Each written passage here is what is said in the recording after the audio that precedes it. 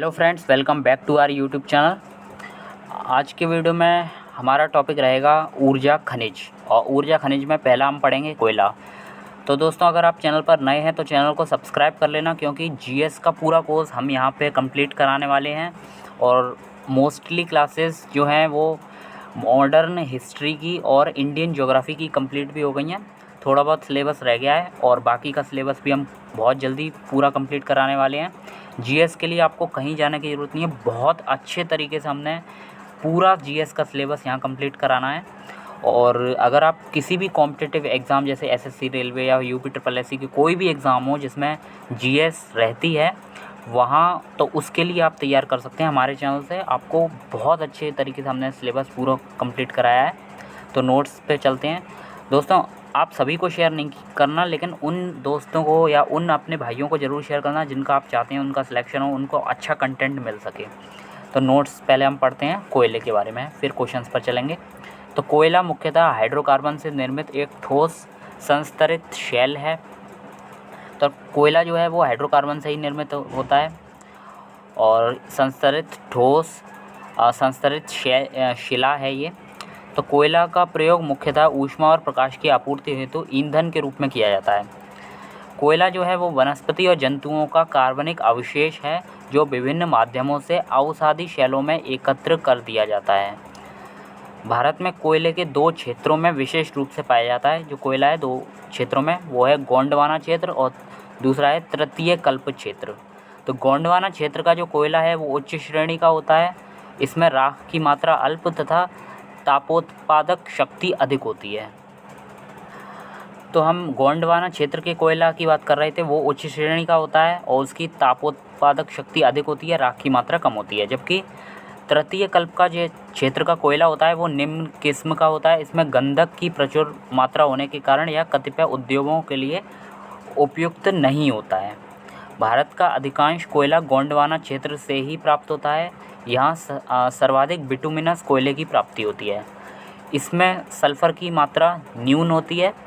भारत के 113 कोयला क्षेत्रों में से 80 निचले गोंडवाना काल से संबंध रखते हैं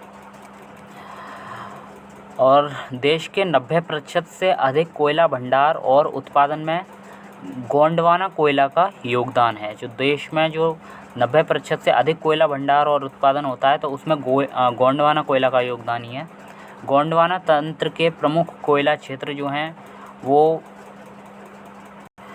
उनमें आता है दामोदर घाटी कोयला क्षेत्र, सोन घाटी कोयला क्षेत्र, महानदी घाटी कोयला क्षेत्र, गोदावरी घाटी कोयला क्षेत्र, कान्हन घाटी, पेंच घाटी कोयला क्षेत्र, सतपुड़ा कोयला क्षेत्र, वर्धा घाटी कोयला क्षेत्र, राजमहल कोयला क्षेत्र इत्यादि। तो पॉइंट्स जो आपको याद रखने हैं इसमें, वो पहला तो अवसादी शैल है कोयला, अवसादी शैलों में एकत्रित कर दिया जाता है। दूसरा, कोयले के दो क्षेत्र पाए जाते हैं, गोंडवाना और तृतीय कल्प क्षेत्र। तो गोंडवाना क्षेत्र में जो कोयला पाया जाता है वो अल्प मात्रा में उसमें राख पाई जाती है और तापोत्पादक शक्ति अधिक होती है। लेकिन जो दूसरा तृतीय कल्प का क्षेत्र है उसमें निम्न किस्म का कोयला पाया जाता है, उसमें गंधक की मात्रा अधिक होती है।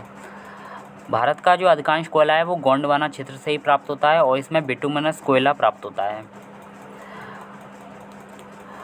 113 कोयला क्षेत्रों में से 80 जो है वो गोंडवाना काल से संबंध रखते हैं और भारत के जो देश के 90% से अधिक कोयला भंडार और उत्पादन में गोंडवाना कोयला का योगदान है।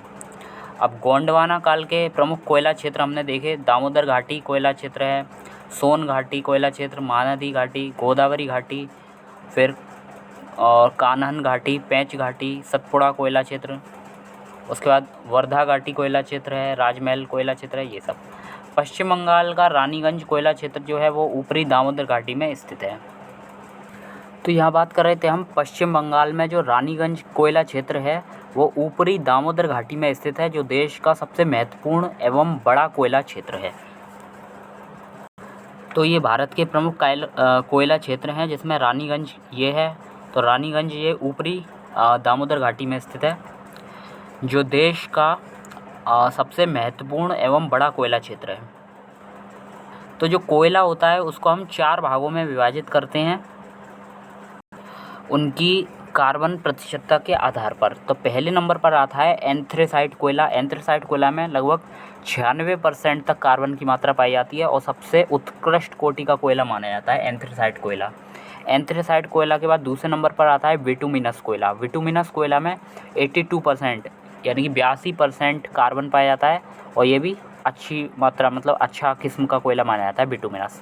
तो कोयले में आता है एक से एंथ्रेसाइट पहले आता है, फिर बी से आता है बिटुमिनस, फिर लिग्नाइट आता है। तीसरे नंबर पर आता है लिग्नाइट जिसमें 29% तक कार्बन की मात्रा पाई जाती है और चौथा पीट सबसे बेकार किस्म का कोयला जिसमें केवल 27% तक कार्बन पाया जाता है।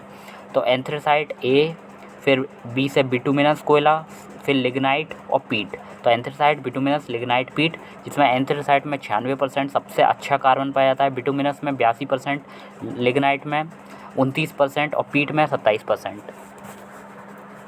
जिसमें से हमने बात की जो एंथ्रेसाइट कोयला है वो सर्वोत्तम है जिसमें 90 से 95% तक कार्बन की मात्रा पाई जाती है। लिग्नाइट निकृष्ट कोटि का कोयला है और लिग्नाइट कोयले का अधिकतम उत्पादन तमिलनाडु में होता है। भारत में जो कोयला होता है तो कोयले उत्पादन में लगभग 6% तक मान सकते हैं जो हिस्सा है वो कोकिंग कोयला का है और शेष जो 94% शेष हिस्सा है वो नॉन कोकिंग कोयले का है। यानी कि कोकिंग कोयला हमारे देश में काफ़ी कम है, केवल 6% तक है। भारत में कोयले के उत्पादन का सर्वाधिक यानी कि 84% कोयले के उत्पादन का जो हिस्सा है वो विद्युत क्षेत्र में उपयोग कर लिया जाता है। फिर देखते हैं झारखंड के जो प्रमुख कोयला क्षेत्र हैं उसमें झरिया, करनपुरा, फिर बोकारो भी झारखंड में आता है, फिर चंदरपुरा, राजमहल, गिरिडीह इत्यादि। तो झरिया कोयला क्षेत्र झारखंड के धनबाद जिले में स्थित है। देश के अधिकांश कोकिंग कोयला का भंडार यहीं पाया जाता है। तो कोकिंग कोयला के बारे में जो हम बात कर रहे थे वो झरिया झारखंड में पाया जा रहा है अधिकांशतः। हमने अभी देखा था केवल 6% तक, केवल कुल कोयले के उत्पादन का केवल 6% हिस्सा कोकिंग कोयले का है। और जिसमें हमने कोकिंग कोयला में देखा कोकिंग कोयला का जो भंडार है वो कहाँ पर पाया जा रहा है, झरिया झारखंड।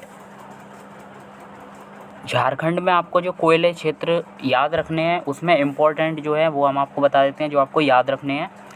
गिरिडीह झारखंड याद रखना है, गिरिडीह झारखंड में है कोयला क्षेत्र।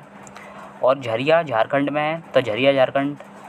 ऊपर से तीसरा जो है वो करनपुरा झारखंड है। तो ये 3 आपको याद रखने हैं झारखंड में कौन कौन से हैं। पहला गिरिडीह, फिर झरिया, करनपुरा। तो इसकी ट्रिक आप ऐसे याद कर सकते हैं कि कोयला जो है वो गिरिडीह मतलब गिर गया, तो कोयला गिर गया तो पूरा झाड़ के करण ने पूरा उठा लिया। तो करण पूरा कोयला उठा लिया झाड़ के पूरा। तो इस तरह से आप ट्रिक से याद कर सकते हैं। तो कोयला क्षेत्र कौन कौन से थे झारखंड में कोयला था वो गिर गया गिरिडीह में। तो करण ने पूरा कोयले को झरिया मतलब झाड़ लिया, झाड़ के पूरा भर लिया पूरा। ठीक है, तो ऐसे याद कर सकते हैं गिरिडीह झारखंड, झरिया झारखंड और करनपुरा झारखंड। तो इन्हीं 3 क्षेत्रों में से झरिया का नाम किस में आता है, कोकिंग कोयले में। तो कोयले क्षेत्र के मैप में भी आपको ये भारत के जो प्रमुख कोयले क्षेत्र हैं इसमें आपको यहाँ दिखाया गया है। गिरिडीह ये है झारखंड में, फिर कर्णपुरा या कर्णपुरा ये भी झारखंड में है और एक होता है झरिया। तो ये तीनों कोयला क्षेत्र झारखंड के हैं। तो गिरिडीह झारखंड पहला आपको याद रखना है, गिरिडीह झारखंड में है, फिर झरिया झारखंड और कर्णपुरा झारखंड। फिर अगर हम छोटा नागपुर पठार की बात करें तो छोटा नागपुर पठार में झारखंड, छत्तीसगढ़, उड़ीसा और पश्चिम बंगाल राज्य में फैला है जो छोटा नागपुर पठार है। और देश के कुल कोयला उत्पादन में जो छोटा नागपुर पठार है उसका 65% योगदान है। 65% जो कोयला है कोयला उत्पादन है वो छोटा नागपुर पठार की देन है। छत्तीसगढ़ में कोयले का उत्पादन कुल इतना टन, तो ये याद नहीं रखना आपको। छत्तीसगढ़ के जो कोयला क्षेत्र है वो याद रखने हैं। छत्तीसगढ़ में कोरबा कोयला क्षेत्र हसदेव नदी बेसिन क्षेत्र में अवस्थित है। क्षेत्रफल पर विस्तृत कोरबा कोयला क्षेत्र राज्य का प्रमुख कोयला क्षेत्र है। तो छत्तीसगढ़ का जो प्रमुख कोयला क्षेत्र है वो कोरबा छत्तीसगढ़ में स्थित है। इसके अलावा तातापानी, रामकोला, बिश्रामपुर, सोनहट, बिलासपुर क्षेत्रों में भी कोयला पाया जाता है। तो छत्तीसगढ़ के जो कोयला क्षेत्र हैं वो आपको देखने हैं। जो इम्पोर्टेंट है वो तातापानी है और कोरबा तो प्रमुख है ही, कोरबा छत्तीसगढ़ में है, फिर तातापानी, बिलासपुर, बिश्रामपुर, ये 4 आपको याद रखने हैं, इम्पोर्टेंट है। तो हमने झारखंड के कोयला क्षेत्र देखे थे। उसके बाद छत्तीसगढ़ में जो आपको याद रखना है वो कोयला तो प्रमुख है ही, कोयला छत्तीसगढ़। कोरबा जो है वो छत्तीसगढ़ में कब प्रसिद्ध है। कोरबा के बाद सरगुजा, बिलासपुर, बिश्रामपुर और रायगढ़ छत्तीसगढ़, ये सभी और इसके अलावा तातापानी, ठीक है। आपको ये जो प्रमुख क्षेत्र हैं छत्तीसगढ़ के कोयला क्षेत्र, तो को से कोयला और को से कोरबा छत्तीसगढ़। तो को, अब ये कंफ्यूज नहीं होना कि कोरबा जब भी आए तो को से कोरबा होता है और को से कोयला। तो कोरबा छत्तीसगढ़ कोयले के लिए प्रसिद्ध है, और कोरबा के बाद फिर सरगुजा, बिलासपुर, बिश्रामपुर, ये सब छत्तीसगढ़ में, और तातापानी, ये सब छत्तीसगढ़ के कोयले क्षेत्र हैं। तो हमने छत्तीसगढ़ के भी देख लिए। छत्तीसगढ़ के जो प्रमुख कोयला क्षेत्र हैं वो उसमें हमने देखा, अभी नाम जो पढ़ा था वो कोरबा का पढ़ा। कोरबा तो प्रमुख है ही, इसके अलावा तातापानी, बिश्रामपुर, बिलासपुर, ये सब इम्पोर्टेंट है। इसके बाद हम देखते हैं ओडिशा का कोयला क्षेत्र। तो ओडिशा के प्रमुख कोयला क्षेत्र या कोयला उत्पादक क्षेत्रों में ब्राह्मणी नदी की घाटी में स्थित तलचर है। तो तलचर ओडिशा में है, और ब्राह्मणी नदी जो है उसकी घाटी में स्थित है तलचर। तलचिर या तलचर ओडिशा के अंगुल जिले में अवस्थित कोयला क्षेत्र है, और कोयले का प्रबंध कोल इंडिया लिमिटेड के अनुषंगी महानदी कोल फील्ड लिमिटेड द्वारा यहाँ किया जाता है। तो हमने पढ़ा कि उड़ीसा का जो प्रमुख क्षेत्र है वो तलचर है, और ये ब्राह्मणी नदी की घाटी में स्थित है, और इसका जो प्रबंधन है उसका कार्य कोल इंडिया लिमिटेड की, जो कोल इंडिया लिमिटेड है उसकी अनुषंगी कंपनी है महानदी कोल फील्ड लिमिटेड द्वारा इसका मैनेजमेंट किया जाता है। तो इसमें आपको याद रखना है तलचर उड़ीसा, यहाँ से मैप में भी देख सकते हैं तलचर उड़ीसा ये कोयला क्षेत्र है। फिर छत्तीसगढ़ का बिश्रामपुर देखा था हमने, इसके अलावा कोरबा छत्तीसगढ़ में, कोरबा, बिलासपुर, बिश्रामपुर, ये सब छत्तीसगढ़ के कोयला क्षेत्र हैं, और तलचर उड़ीसा का कोयला क्षेत्र है। पश्चिम बंगाल की बात करें तो पश्चिम बंगाल का जो कोयला क्षेत्र है वो रानीगंज कोयला क्षेत्र है। तो रानीगंज पश्चिम बंगाल भी कोयला क्षेत्र है। फिर बात करते हैं नामचिक नामफुक कोयला क्षेत्र, ये अरुणाचल प्रदेश का है, तो ये भी याद रखना है। तो अरुणाचल प्रदेश में है नामचिक नामफुक कोयला क्षेत्र। इसके अलावा नेवेली जो है वो तमिलनाडु में स्थित है, और राज्य का प्रमुख कोयला उत्पादक राज्य है ये, मतलब नेवेली जो तमिलनाडु है राज्य का प्रमुख कोयला उत्पादक राज्य है। यहाँ लिग्नाइट कोयले का उत्पादन किया जाता है नेवेली तमिलनाडु में। तो कोयला उत्पादन में और जो हमने क्षेत्र देखे उसमें छत्तीसगढ़ के देख लिए थे, कोरबा छत्तीसगढ़, सरगुजा, फिर बिलासपुर, बिश्रामपुर, रायगढ़, ये सब छत्तीसगढ़ के थे, और छत्तीसगढ़ का एक और था तातापानी। तो ये सब छत्तीसगढ़ के कोयला क्षेत्र थे। इसके अलावा हमने देखा मध्य प्रदेश के जो कोयला क्षेत्र हैं वो सीधी, शहडोल और बैतूल, एमपी मध्य प्रदेश में स्थित हैं कोयला क्षेत्र हैं। तो कोयला सीधी बात करता है, सीधी, शहडोल, बैतूल, ये तीनों कोयला क्षेत्र एमपी मध्य प्रदेश के हैं। फिर गिरिडीह झारखंड के हैं। झारखंड के हमने 3 देखे थे, गिर गया था तो झाड़ लिया करण ने पूरा कोयला, तो इस तरह झारखंड के हमने देखे थे। उड़ीसा में तलचर उड़ीसा है, ये भी कोयला क्षेत्र है। नेवेली तमिलनाडु, ये लिग्नाइट कोयला के लिए जाना जाता है। जो तीसरे नंबर वाला कोयला बताया था, ज़्यादा अच्छा कोयला नहीं होता, निकृष्ट कोटि का होता है, तो नेवेली तमिलनाडु ये भी कोयला क्षेत्र है। इसके अलावा पश्चिम बंगाल का रानीगंज पश्चिम बंगाल, ये भी कोयला क्षेत्र है। रानी जो है अपने राजा की कोयला लगा देती है ताकि वो काला हो जाए, उसको कोई देख ना पाए, ऐसे करके याद कर लेना। आंध्र प्रदेश का सिंगरेनी आंध्र प्रदेश, ठीक है, सिंगरेनी ये भी आंध्र प्रदेश में है सिंगरेनी, और ये भी कोयला क्षेत्र है सिंगरेनी। तो कोयला क्षेत्रों में आपने सारे कोयला क्षेत्र देख लिए। एक और है मकूम असम, तो मकूम असम ये भी कोयला क्षेत्र है। तो ये सारे कोयला क्षेत्र हमने देख लिए। एक बार वापस हम रिवाइज कर लेते हैं कोयला क्षेत्र कौन कौन से हैं। मकूम असम में है। फिर छत्तीसगढ़ के जो कोयला क्षेत्र हैं वो कोरबा छत्तीसगढ़, सरगुजा, बिश्रामपुर, बिलासपुर, रायगढ़, ये सब छत्तीसगढ़ में है, और तातापानी भी छत्तीसगढ़ में है। फिर एमपी मध्य प्रदेश में सीधी, शहडोल और बैतूल, ये तीनों एमपी में है, सीधी, शहडोल और बैतूल। गिरिडीह झारखंड में है कोयला क्षेत्र, झरिया झारखंड में है, और करणपुरा झारखंड में है। तलचर उड़ीसा में है। नेवेली तमिलनाडु में है, जो लिग्नाइट कोयला के लिए जाना जाता है। रानीगंज पश्चिम बंगाल का कोयला क्षेत्र है, और सिंगरेनी आंध्र प्रदेश का कोयला क्षेत्र है। नेक्स्ट पॉइंट, कुछ लास्ट पॉइंट बचा, ये और देख लेते हैं। कोयला संस्तर मीथेन यानी कि कोल बेड मीथेन तथा शेल गैस गैर परंपरागत ऊर्जा के स्रोत हैं। कोयला संस्तर मीथेन कोयला संधियों से निष्कर्षित 90% से अधिक शुद्ध गैस है। शेल गैस का निष्कर्षण सूक्ष्म कणिक अवसादी शैलों से किया जाता है। शेल गैस केवल प्रोपेन और ब्यूटेन का एक मिश्रण नहीं है, बल्कि इसमें औसतन 86% से अधिक मीथेन, 4% ईथेन, 1% प्रोपेन सहित अन्य गैसें भी पाई जाती हैं। भारत में कोयला संस्तर मीथेन स्रोत बहुआयत हैं। इसके साथ ही भारत में शेल गैस का सिंधु गंगा के मैदानी क्षेत्रों जैसे असम, गुजरात, राजस्थान तो तटीय क्षेत्रों में बड़ा भंडार पाया जाता है। तो हम क्वेश्चंस पे आ जाते हैं अब डायरेक्ट। तो भारत के शेल तंत्रों में कोयला निचयों यानी कि डिपॉजिट्स का प्रमुख स्रोत कौन सा है? तो गोंडवाना तंत्र। आपको जब रॉक सिस्टम पढ़ाया था तो GF के बारे में बताया था। तो G से गोंडवाना और F से फॉसिल फ्यूल्स, जिसमें कोयला आता है। नेक्स्ट क्वेश्चन है, भारतीय कोयले का अभिलक्षण क्या है? तो भारतीय कोयले का अभिलक्षण, उसमें उच्च भस्म अंश और निम्न सल्फर अंश पाया जाता है। तो भारतीय कोयले का अभिलक्षण खासतौर से गोंडवाना क्षेत्र के कोयले की बात हो रही है। तो उच्च भस्म अंश पाया जाता है इसमें और निम्न सल्फर अंश।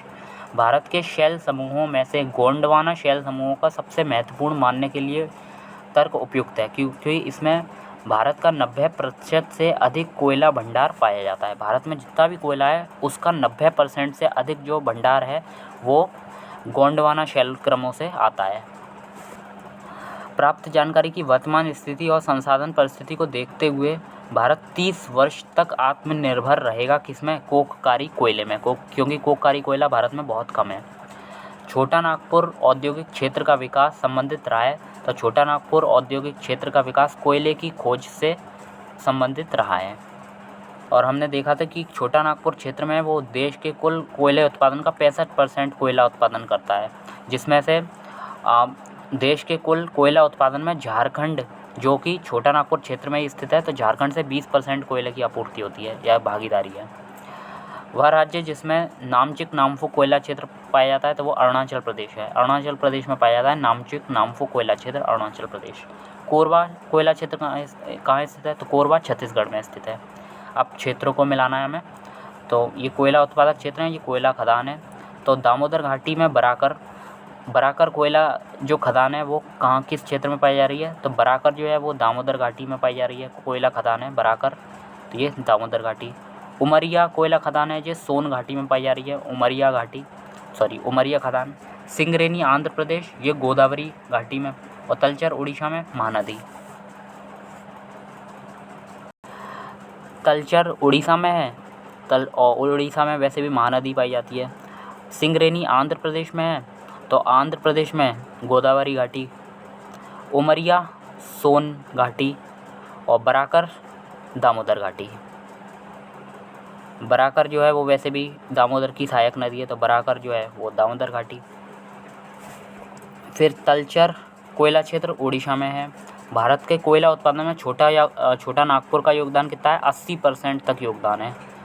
कोयला क्षेत्र जिसमें कोयला भंडार सर्वाधिक है, तो कोयला क्षेत्र जिसमें कोयला भंडार सर्वाधिक है वो झरिया और रानीगंज। तो ये कोयला क्षेत्र हैं जिसमें कोयला भंडार बहुत अधिक है, सर्वाधिक कोयला भंडार पाया जाता है। तो वो कोयला क्षेत्र कौन से हैं? झरिया झारखंड में है, जिसमें 20% तक बताया था, और रानीगंज पश्चिम बंगाल। इन दोनों में कोयला जो है वो भंडार सर्वाधिक है। झारखंड में कोयला की खदानें स्थित हैं, झरिया झारखंड में। फिर और ये भी बताया था झरिया झारखंड में जो है वो कोक कोयला पाया जाता है। फिर है लिग्नाइट, निकृष्ट कोटि का कोयला है जिसमें कार्बन की मात्रा 35 से 40% तक रहती है। सत्य बात है बिल्कुल। और भारत में झारखंड लिग्नाइट का सर्वाधिक उत्पादन नहीं, लिग्नाइट कोयला आपको बताया था नेवेली तमिलनाडु में पाया जाता है लिग्नाइट कोयला। यहाँ से ये क्वेश्चंस भी आ गया कि भारत में लिग्नाइट कोयले का सर्वाधिक जमाव तमिलनाडु, नेवेली तमिलनाडु में पाया जाता है। कोयले का अंतर्राष्ट्रीय परिवहन रेलवे द्वारा संपन्न किए जाने वाले परिवहन का एक प्रमुख घटक है। मतलब कोयले का जो अंतर्राज्यीय परिवहन है रेलवे द्वारा संपन्न किए जाने वाले परिवहन का एक प्रमुख घटक है, ये बात सही है। बंगाल झारखंड कोयले की खदानें पश्चिमोत्तर राज्यों की कोयला आपूर्ति का प्रमुख स्रोत है, ये भी बात बिल्कुल सही है। तो दोनों ए और आर दोनों सही हैं, और आर ए का सही व्याख्या भी करता है,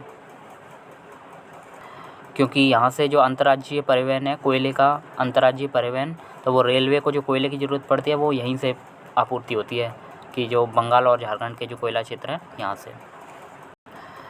फिर हमने देखा जो बिसरामपुर और बिलासपुर, ये कोयला क्षेत्र कोयला खदान के लिए फेमस हैं। कोयला क्षेत्र और राज्य मिलाने, कर्णपुरा झारखंड में स्थित है, सिंगरेनी आंध्र प्रदेश में स्थित है। फिर नेवेली तमिलनाडु में स्थित है, कोरबा छत्तीसगढ़ में स्थित है।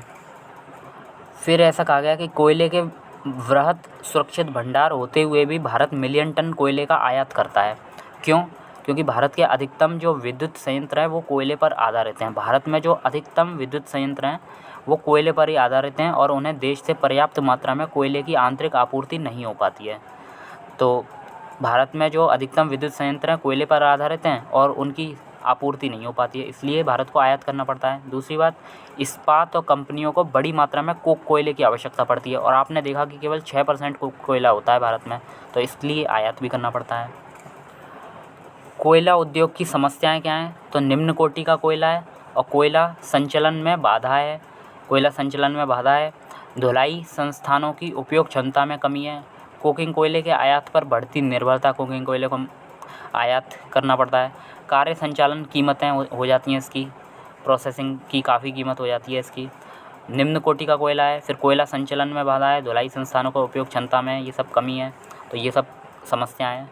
कोयले की सर्वाधिक उपयोग किस में होता है? तो ऊर्जा के उत्पादन में। तो फिर हमारा नेक्स्ट टॉपिक जो है वो है पेट्रोलियम और प्राकृतिक गैस। तो शुरुआत करते हैं नोट्स से, पेट्रोलियम एवं प्राकृतिक गैस। तो पेट्रोलियम हाइड्रोजन और कार्बन का यौगिक है, वो यानी कि ये भी हाइड्रोकार्बन है। पेट्रोलियम जो है ठोस, तरल या गैस रूप में पाया जाता है। क्रूड पेट्रोलियम लगभग 30 लाख वर्ष पुराना सागरीय अवसादी शैलों से प्राप्त किया जाता है। तो इसके बारे में इंट्रोडक्शन है ये कुछ।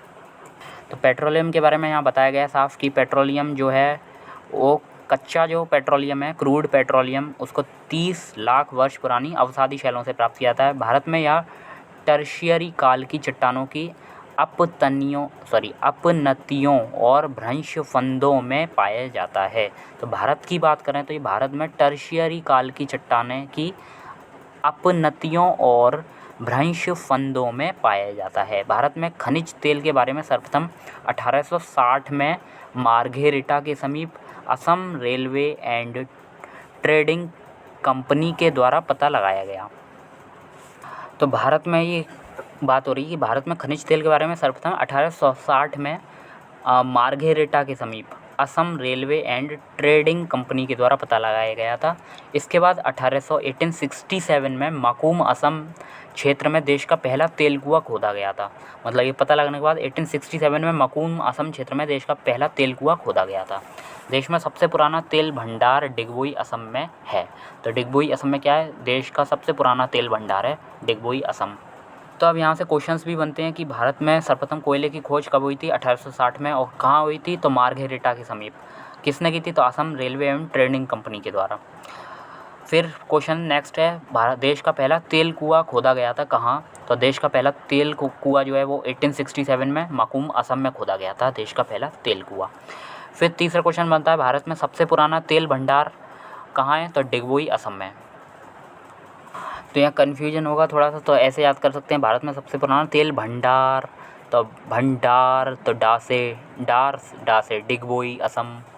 और यहाँ से 1867 में माकूम असम में देश का पहला तेल कुआं की बात हुई। तो यहाँ से कुआं और का से माकूम, तो माकूम में का वर्ड आ रहा है, तो यहाँ से कुआं है। डिगबोई में डा वर्ड आ रहा है, तो डा से हो गया यहाँ भंडार।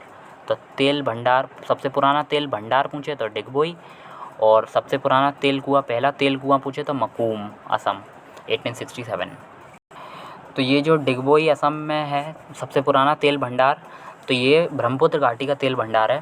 भारत में कच्चे तेल के उत्पादन के 4 प्रमुख क्षेत्र हैं। ब्रह्मपुत्र घाटी है, गुजरात तट है, पश्चिमी तट या अपतटीय क्षेत्र है पश्चिमी तट का, और पूर्वी तट का भी अपतटीय क्षेत्र है। तो ये अपतटीय क्षेत्र होता क्या है ये आप जान लेना। जैसे ये मुख्य भाग है भारत का, तो इससे बाहर थोड़ा सा बाहर पाया जाता है मुख्य भूमि से, तो उसको कहते हैं अपतटीय क्षेत्र।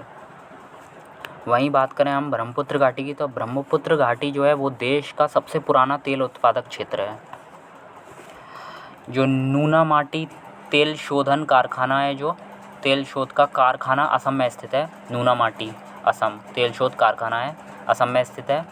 यह इंडियन ऑयल कॉरपोरेशन के अधिकार में है। आईओसी यानी कि इंडियन ऑयल कॉरपोरेशन के अधिकार में है। कौन सा? नूनामाटी तेल शोध कारखाना असम में। इसकी स्थापना जो है वर्ष 1962 में गुवाहाटी के निकट की गई थी। इसमें 1962 में इसकी स्थापना की गई थी। नूनामाटी तेल शोधन कारखाना असम में स्थित है और आईओसी यानी कि इंडियन ऑयल कॉरपोरेशन के तहत ये इसके अधिकार में है। इसके अलावा डिगबोई और नुमालीगढ़ तेल शोध कारखाना ये भी तेल शोधशाला ये भी असम में स्थित है। तो असम में डिगबोई और नुमालीगढ़। ऑयल रिफाइनरीज़ को हम एक साथ अभी मैप में देखेंगे। पहले हम कुछ देख लेते हैं ये इम्पोर्टेंट पॉइंट्स को। तो गुजरात भारत में कच्चे तेल उत्पादन के संदर्भ में तीसरे स्थान पर है। यहाँ से देख सकते हैं कच्चे तेल के उत्पादन में पहला अपतटीय क्षेत्र है। अपतटीय क्षेत्र आपको बता ही दिया कि मुख्य भूमि से बाहर का क्षेत्र होता है ये। दूसरे पर आता है राजस्थान और तीसरे पर आता है गुजरात। तो गुजरात जो है कच्चे तेल के उत्पादन में तीसरे स्थान पर आता है, दूसरे नंबर पर है राजस्थान। फिर गुजरात में जो तेल भंडार क्षेत्र हैं वो अंकलेश्वर गुजरात में है। अंकलेश्वर गुजरात में। तो अंकलेश्वर में जो गुजरात में तेल क्षेत्र है, तेल भंडार क्षेत्र है, उसकी खोज 1958 में की गई थी, जबकि यहाँ से उत्पादन 1961 में शुरू हुआ था। इसके अलावा लुनेज तेल उत्पादक क्षेत्र गुजरात राज्य में खंभात की खाड़ी के ऊपरी सिरे पर स्थित है। लुनेज का नाम आता है तेल उत्पादन क्षेत्रों में। फिर ककोल क्षेत्र अहमदाबाद गुजरात राज्य में स्थित है और उत्पादन में ये नवग्राम, ढोलका, समाज, ये नाम आपको याद नहीं रखने, आपको याद रखना है जो वो लुनेज तेल उत्पादक क्षेत्र गुजरात में स्थित है। लुनेज के अलावा आपने तेल उत्पादक क्षेत्र देखा कि अंकलेश्वर गुजरात में स्थित है। तो यहाँ से आपको जो इम्पोर्टेंट पॉइंट्स हैं वो याद रखने हैं। नूनामाटी तेल शोध कारखाना असम में स्थित है और यह इंडियन ऑयल कॉरपोरेशन के अधिकार में है। स्थापना 1962 में की गई थी। फिर इसी प्रकार डिगबोई तथा नुमालीगढ़ तेल शोधशाला ये असम में स्थित है। गुजरात में जो तेल उत्पादक क्षेत्र देखा है हमने, उसमें अंकलेश्वर गुजरात का नाम आता है। दूसरा, अंकलेश्वर की जो खोज है वो 1958 में की गई थी और 1961 से यहाँ उत्पादन शुरू हुआ था। लुनेज तेल उत्पादक क्षेत्र ये भी गुजरात में है और कलोल क्षेत्र ये भी गुजरात में है। फिर कोयली जो तेल शोधशाला है गुजरात राज्य में स्थित है। ये तेल शोधशाला है, जितनी भी तेल शोधशालाएँ हैं उसको हम एक नज़र में देखेंगे अभी। तो कोयली जो तेल शोधशाला IOCL गुजरात राज्य में स्थित है और गुजरात राज्य के जामनगर ज़िले में स्थित जामनगर नगर की स्थापना जो है, तो हम बात करें जामनगर राज्य की स्थापना 1920 में महाराजा रंजीत सिंह ने की थी और इसे नवानगर नाम से जाना जाता था। यहाँ रिलायंस इंडस्ट्रीज़ की विश्व की सबसे बड़ी रिफाइनरी स्थित है। कि हाँ, जामनगर की बात हो रही है, जामनगर गुजरात में। यहाँ रिलायंस इंडस्ट्रीज़ की विश्व की सबसे बड़ी रिफाइनरी स्थित है। अगर हम बात करें भारत में पश्चिमी अपतटीय क्षेत्र तेल क्षेत्र या तेल उत्पादन केंद्र की, तो उसमें बॉम्बे हाई तेल क्षेत्र का नाम आता है और इसकी खोज जो है बॉम्बे हाई तेल क्षेत्र की वो 1964 से 67 के मध्य की गई थी और इसे जो है भारत एवं रूस की संयुक्त टीम ने खोजा था। यहाँ सबसे पहले तेल कुआं 1974 में खोदा गया। और इसके अतिरिक्त बात करें तो इसके अतिरिक्त जो पश्चिमी तटीय क्षेत्र के अंतर्गत बसीन क्षेत्र भी सम्मिलित किया जाता है। तो यहाँ पश्चिमी तट में हम बसीन तेल क्षेत्र और मुंबई हाई तेल क्षेत्र ये देख सकते हैं पश्चिमी तट अपतटीय क्षेत्र में। पश्चिम के बाद अगर पूर्वी तट की बात करें तो भारत के पूर्वी तटीय तेल क्षेत्र में गोदावरी, कृष्णा एवं कावेरी नदियों के डेल्टा क्षेत्रों में खनिज तेल एवं प्राकृतिक गैस के भंडारों में शामिल किया जाता है। फिर अगर कच्चे तेल का भंडार राजस्थान मरुस्थल में रामपुर ज़िले की बिलासपुर तहसील और पंजाब के ज्वालामुखी क्षेत्र में भी पाया गया है। राजस्थान में बाड़मेर के निकट मंगल भाग्यम, शक्ति ऐश्वर्या, बाड़मेर, सांचौर बेसिन में खोजे गए 22 तेल क्षेत्रों में प्रमुख क्षेत्र हैं।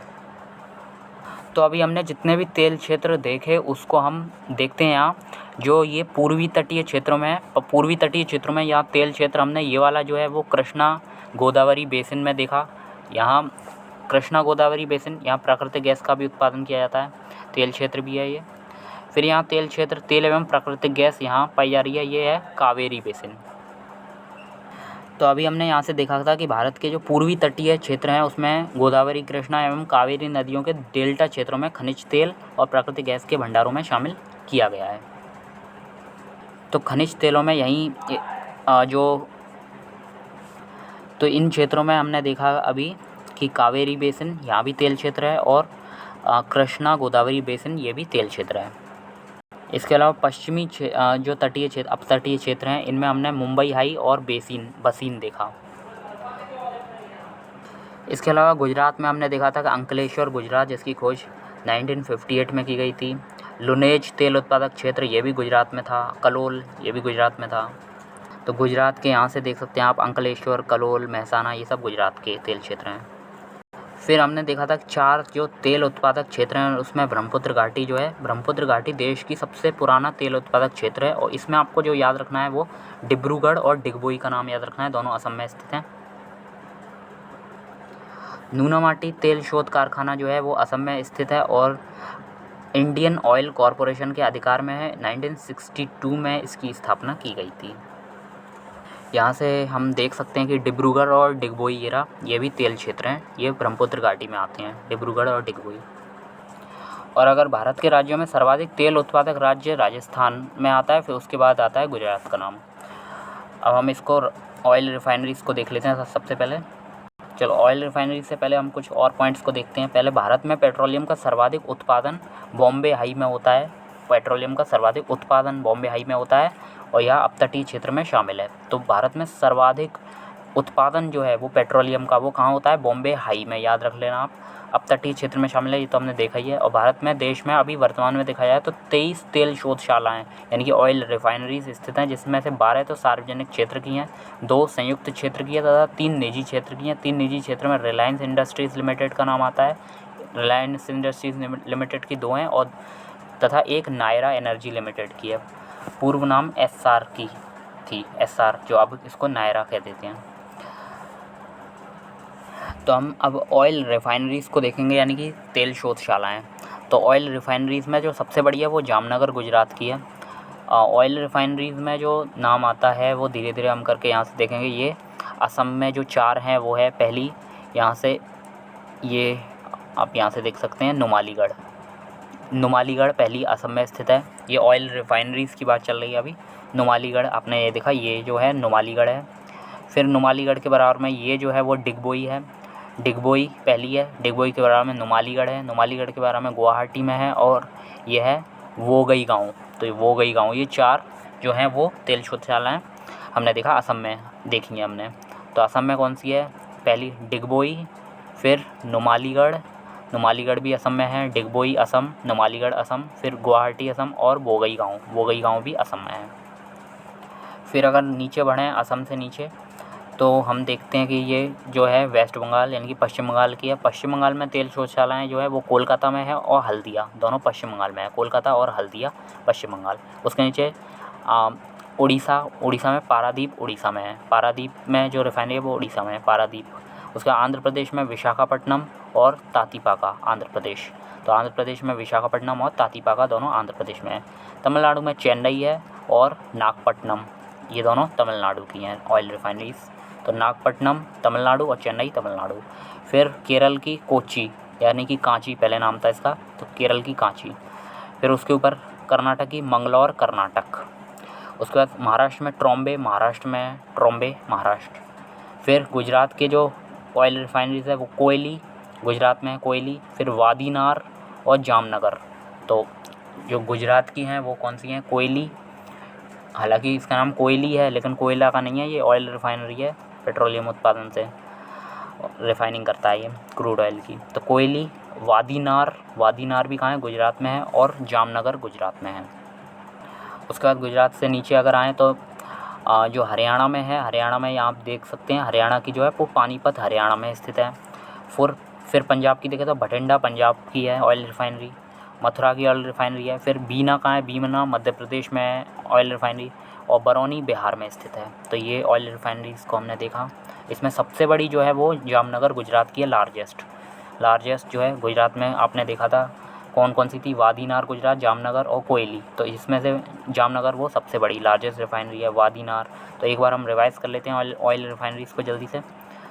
तो ऑयल रिफाइनरीज़ में हमने देखा सबसे पहले आता है डिगबोई, फिर नुमालीगढ़, गुवाहाटी, बोंगईगांव, बरौनी बिहार की है, मथुरा में है एक, फिर भटिंडा पंजाब में है, हरियाणा में है पानीपत में, फिर बीना है एमपी में, फिर गुजरात में जामनगर, वादीनार और कोयली, ये तीनों गुजरात में स्थित हैं। फिर ट्रॉम्बे महाराष्ट्र में स्थित है, मंगलौर कर्नाटक में, केरल में कांची, नागपट्टनम और चेन्नई ये दोनों तमिलनाडु में, तातीपाका और विशाखापट्टनम आंध्र प्रदेश में, पारादीप उड़ीसा में, हल्दिया और कोलकाता ये पश्चिम बंगाल में स्थित हैं। तो ये सब ऑयल रिफाइनरीज़ हैं। अभी किस किस की हैं तो यहाँ से देख सकते हैं, इंडियन ऑयल कॉरपोरेशन IOC की बरौनी तेल शोधशाला बिहार में स्थित है। तो बिहार में जो बरौनी देखी वो IOC की है, यानी कि इंडियन ऑयल कॉरपोरेशन की है। Hindustan petroleum corporation limited HPCL की जो है वो विशाखापट्टनम तेल शोधशाला आंध्र प्रदेश में स्थित है। विशाखापट्टनम जो है वो HPCL की है, यानी कि Hindustan petroleum corporation limited. IOC यानी कि इंडियन ऑयल कॉरपोरेशन की बरौनी बिहार में स्थित है। HPCL की आंध्र प्रदेश में स्थित है। मथुरा उत्तर प्रदेश में जो राज्य में स्थित है। तातीपाका तेल शोधशाला आंध्र प्रदेश में स्थित है, ये हम देख चुके हैं।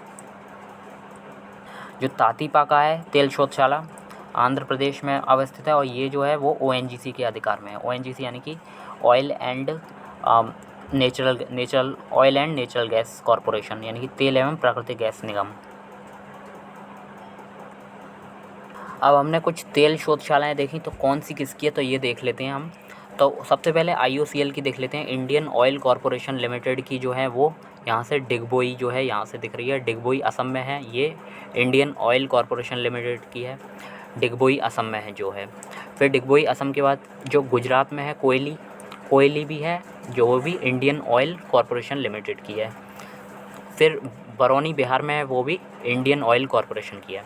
तो हमने जो देखी सबसे पहले IOCL की, यानी कि इंडियन ऑयल कॉरपोरेशन लिमिटेड की, वो डिगबोई है। फिर कोयली है, ये गुजरात में है, कोयली गुजरात में है, ये भी इंडियन ऑयल कॉरपोरेशन की है। बरौनी बिहार की ये जो है ये भी IOCL जो है इंडियन ऑयल कॉरपोरेशन की है। तो उसका बीना MP में है, और B से बीना तो B से BPCL Bharat petroleum corporation limited, तो BPCL की है बीना। फिर उसके बाद विशाखापट्टनम जो है वो HPCL की है, HPCL यानी कि हिंदुस्तान पेट्रोलियम कॉरपोरेशन लिमिटेड। तो हिंदुस्तान जो है वो विशाखापट्टनम है, विशाखापट्टनम HPCL के अंतर्गत है। और तातीपाका जो है ये भी आंध्र प्रदेश में है, ये ONGC की है, ONGC यानी कि oil and natural gas corporation. तो यहाँ आप देख सकते हैं कि एक ही राज्य में दो हैं, लेकिन दोनों अलग अलग संचालित हो रही हैं। तातीपाका जो है, Tatipaka oil and natural gas corporation ONGC द्वारा, और Visakhapatnam HPCL Hindustan petroleum corporation limited. Bharat में सर्वप्रथम जो ऊर्जा संकट है वो 1973 में आया था, 1973 में, जब तेल निर्यातक देशों के समूह OPEC ने तेल की कीमतों में अकस्मात 4 गुना से भी अधिक वृद्धि कर दी थी। तो देश का औद्योगिक विकास और परिवहन व्यवस्था का विकास इस प्रकार से किया गया था कि पेट्रोलियम की मांग लगातार बढ़ती जा रही थी। इसलिए तेल की कीमतों में जैसे ही वृद्धि हुई तो देश के सामने गंभीर संकट आ गया था। भारत में जो तेल अन्वेषण का कार्य है वो ONGC यानी कि oil and natural gas corporation द्वारा और ऑयल इंडिया लिमिटेड द्वारा किया जाता है। ऑयल इंडिया लिमिटेड और ONGC दोनों O से शुरू हो रही हैं। तो जो दोनों O से शुरू हो रही हैं वो तेल अन्वेषण का कार्य करती हैं, यानी कि oil and natural gas corporation और ऑयल इंडिया लिमिटेड द्वारा तेल अन्वेषण का कार्य किया जाता है। हाइड्रोजन विजन का 2025 का संबंध पेट्रोलियम उत्पाद के भंडारण से है। जो भी पेट्रोलियम उत्पाद आएगा उसका भंडारण से संबंधित है हाइड्रोजन विजन 2025। भारत में जो प्राकृतिक गैस की खोज और उत्पादन का कार्य है वो ONGC और OIL द्वारा, इसके प्रसंस्करण, संप्रेषण और वितरण का कार्य गेल यानी कि gas authority of India limited द्वारा किया जाता है। यानी कि प्राकृतिक गैस की खोज है या उत्पादन है वो ONGC और OIL देखेगी, लेकिन वितरण वगैरह गेल देखेगी। गेल मतलब gas authority of India limited. Bharat में प्राकृतिक गैस का सबसे बड़ा भंडार जो है वो बम्बई हाई या बसीन क्षेत्रों में पाया जाता है, प्राकृतिक गैस का भंडार सबसे बड़ा।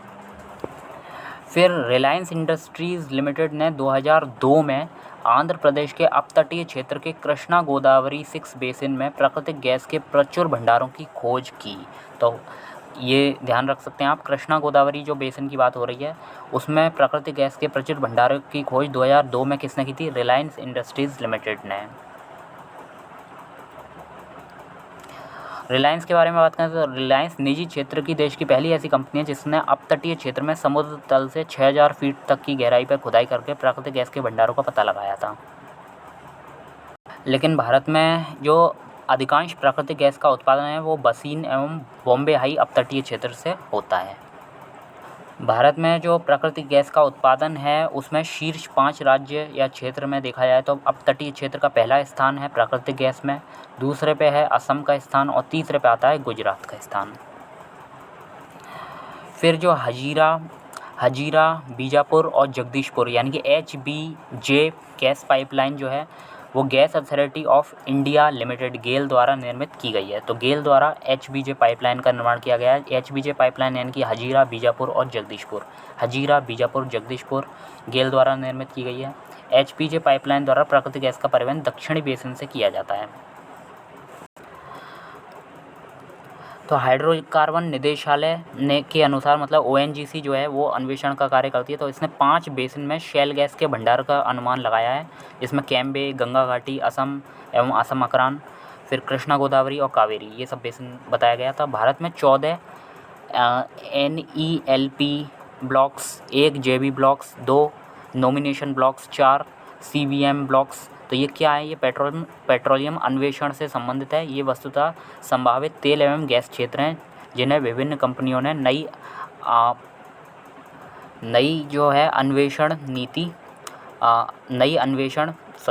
जिन्हें विभिन्न कंपनियों को नई अन्वेषण लाइसेंस नीति के तहत आवंटित किया गया है।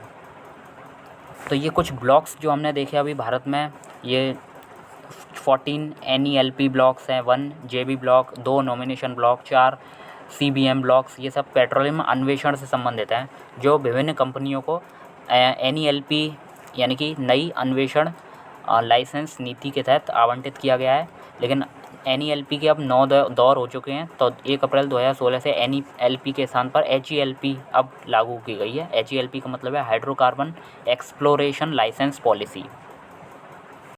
अब कुछ पॉइंट्स हैं ये और देख लेते हैं, फिर हम क्वेश्चंस पर आ रहे हैं। नामचिक नामफो कोयला क्षेत्र अरुणाचल प्रदेश में था। लुनेज पेट्रोल उत्पादक क्षेत्र गुजरात में। नवग्राम तेल क्षेत्र ये भी गुजरात में।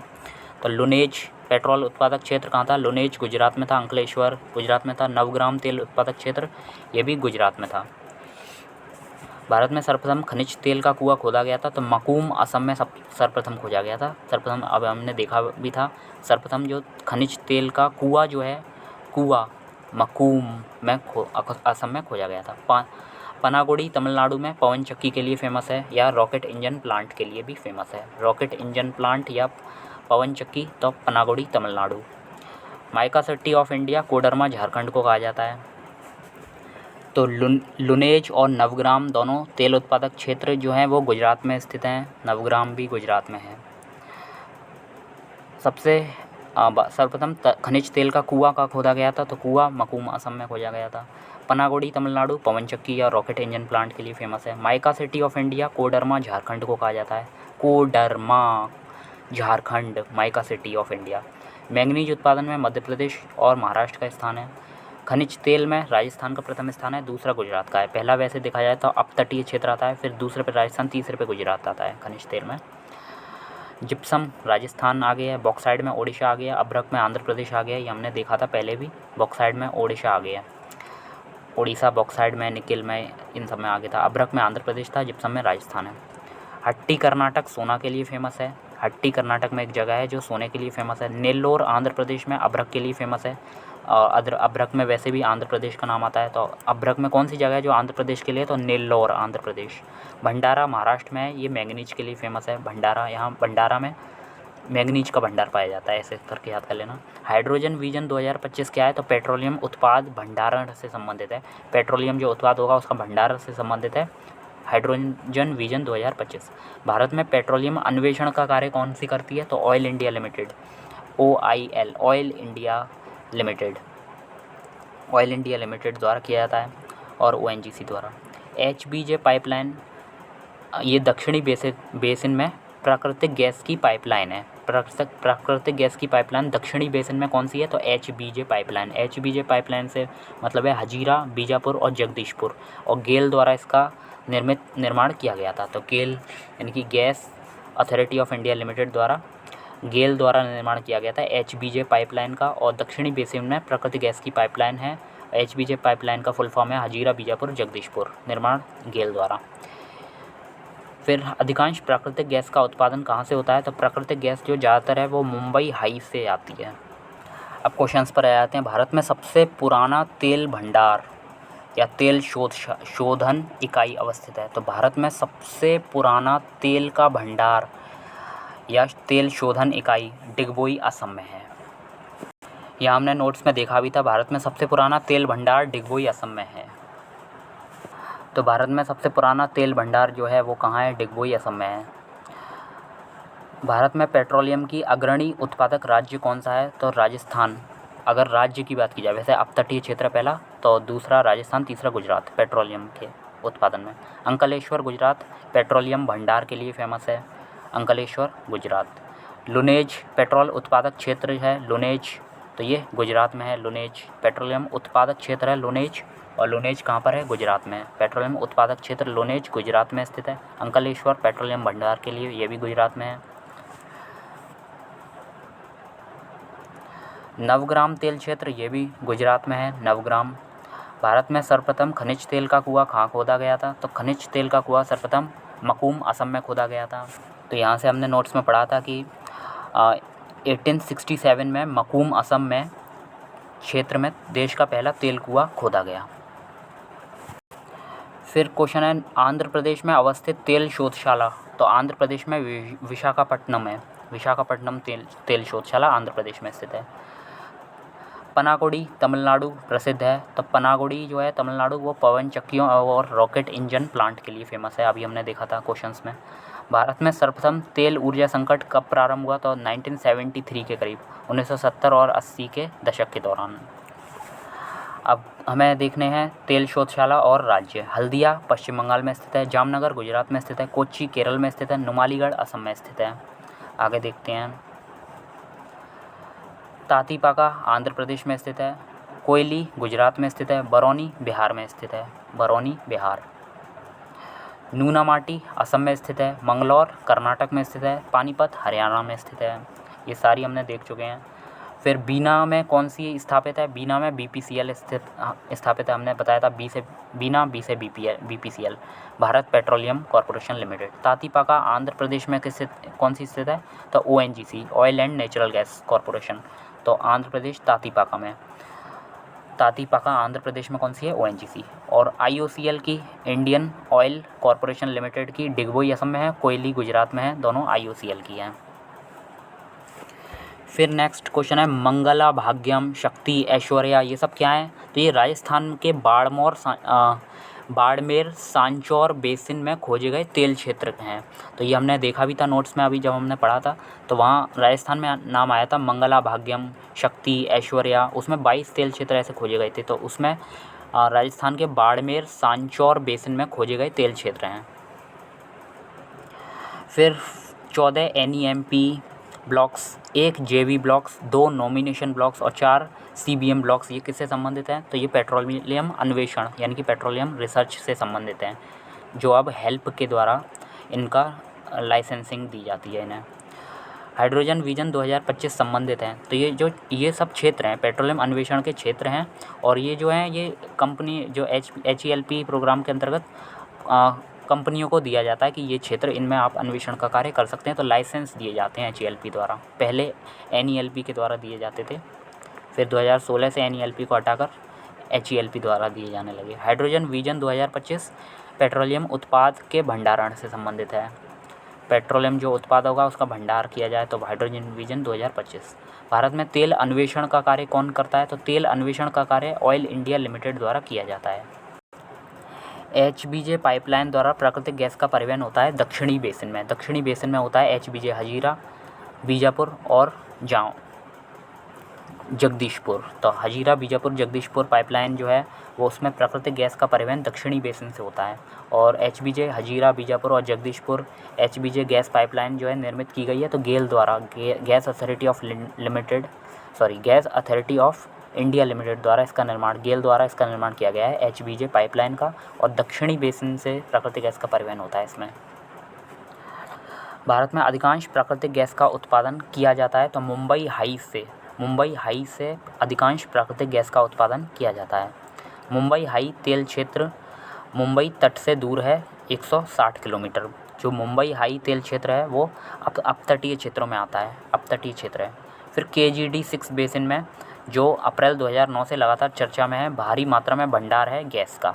जो KGD 6 बेसिन है उसमें भारी मात्रा में प्राकृतिक गैस का भंडार है, जिसे हम कहते हैं कृष्णा गोदावरी बेसिन। तो कृष्णा गोदावरी 6 बेसिन में 2009 से लगातार चर्चा में इसलिए है क्योंकि इसमें भंडार किसका है, गैस का।